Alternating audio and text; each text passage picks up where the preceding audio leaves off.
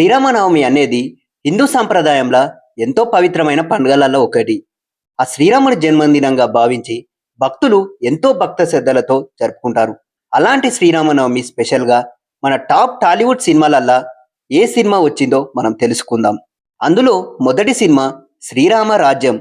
ఈ సినిమా ఉత్తర రామాయణం కథని ఆధారంగా తీసుకొని ఈ సినిమాను తీశారు. రాముడు పట్టాభిషేకం తర్వాత సీతమ్మపై వచ్చిన అపనిందల కారణంగా ఆమెను వనవాసానికి పంపడంలో ఈ సినిమా ఒక కథ.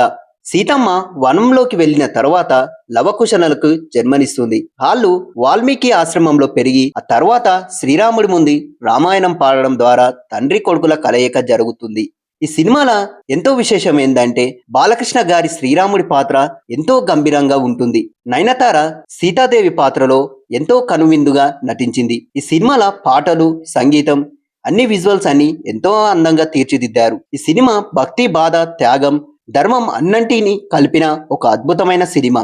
రెండవ సినిమా ఏంటంటే శ్రీరామదాసు. ఈ సినిమా భద్రాచల రామదాసు గారి కథ ఆధారంగా ఈ సినిమా తీశారు. శ్రీరాముడిని అపారమైన భక్తి కలిగిన రామదాసు గుడి నిర్మించడానికి ప్రభుత్వ నిధులు ఉపయోగించడంలో జైలుకు వెళ్తాడు.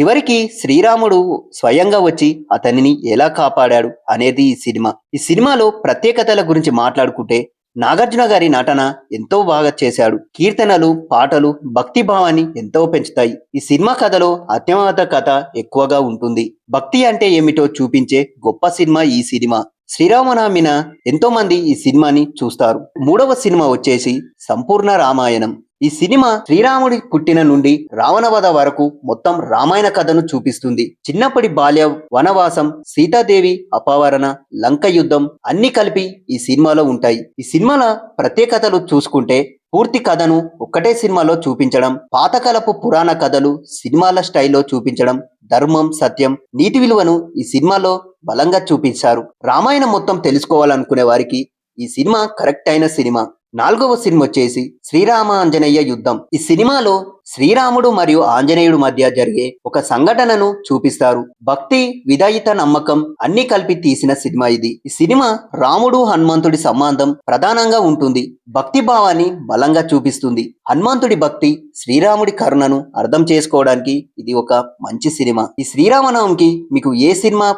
మంచిగా చూస్తారు? మేము చెప్పిన సినిమాలలో మీకు ఏ సినిమా బాగా నచ్చుతుందో మా కామెంట్ బాక్స్ లో చెప్పండి. మేము ఇంకా ఏదైనా సినిమా మిస్ అవుతే ఆ సినిమా ఏంటో కూడా కామెంట్ చేయండి. మరిన్ని సినిమా న్యూస్, మూవీ రివ్యూల కోసం మా ఛానల్ ని సబ్స్క్రైబ్ చేసుకోండి.